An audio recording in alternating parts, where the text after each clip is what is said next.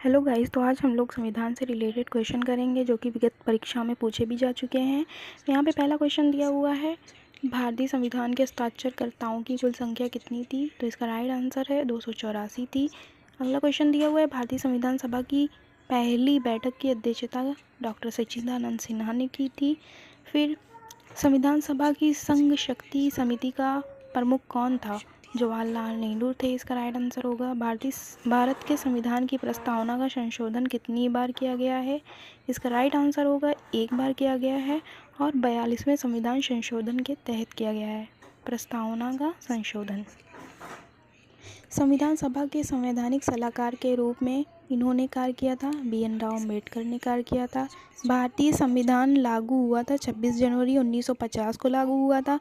भारतीय संविधान के पिता के रूप में जाना जाता है, भीमराव अम्बेडकर को जाना जाता है। इस अधिनियम ने भारतीय परिषद को समाप्त कर दिया था। भारत सरकार अधिनियम 1935 के तहत भारतीय परिषद को समाप्त कर दिया गया था। स्वतंत्रता के पश्चात भारत के प्रथम गृह मंत्री कौन थे? सरदार वल्लभ भाई पटेल को स्वतंत्रता के बाद पहला गृह मंत्री बनाया गया था। अगला क्वेश्चन है, भारत में आपातकाल के दौरान मौलिक अधिकारों के निलंबन की अवधारणा देश के संविधान से प्रभावित थी, जर्मनी से ली गई थी। ये भारतीय संविधान है आंशिक रूप से कठोर, आंशिक रूप से परिवर्तनशील। भारत के संविधान में 6 मूल अधिकार और 11 मूल कर्तव्य हैं। याद रहे, अगर मूल अधिकार पूछता है तो 6 और मूल कर्तव्य पूछता है 11 है। अक्सर इस टाइप के क्वेश्चन पूछे जाते हैं जिसमें लोगों को कन्फ्यूज़न होता है, इसलिए इसको अच्छे से याद कर लीजिए। अगर मूल अधिकार है तो 6, मूल कर्तव्य है तो 11।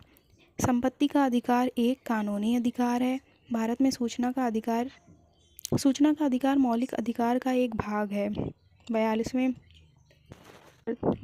संविधान संशोधन द्वारा नागरिकों के मूल कर्तव्यों को इस वर्ष में भारतीय संविधान में जोड़ा गया था। 1976 में क्या हुआ था? 42वां संविधान संशोधन हुआ था, जिसमें क्या किया गया था? मूल कर्तव्यों को संविधान में जोड़ा गया था। भारतीय संविधान में मौलिक कर्तव्यों को सम्मिलित करने की सिफारिश स्वर्ण कमेटी ने की थी। एक उच्च न्यायालय से एक निचली अदालत, न्यायाधिकरण या सार्वजनिक प्राधिकरण को अपने कर्तव्य के भीतर आने वाले अधिनियम को निष्पादित करने के आदेश को परमादेश रिट कहा जाता है। भारतीय संविधान का वह अनुच्छेद जो मूल अधिकारों की परिभाषा से संबंधित है, 12। तो ये रहे आज आपके MCQs जो कि विगत परीक्षाओं में पूछे गए हैं और आने की ज़्यादा से ज़्यादा संभावना है, क्योंकि ये प्रीवियस ईयर क्वेश्चन है जो कि कभी कभी पूछ लिए जाते हैं, अक्सर पूछे जाते हैं एग्ज़ाम में। तो अगर आपको मेरा सेशन अच्छा लगा हो तो प्लीज़ मेरे चैनल को लाइक कीजिए, सब्सक्राइब करिए, शेयर कीजिए। Thank you.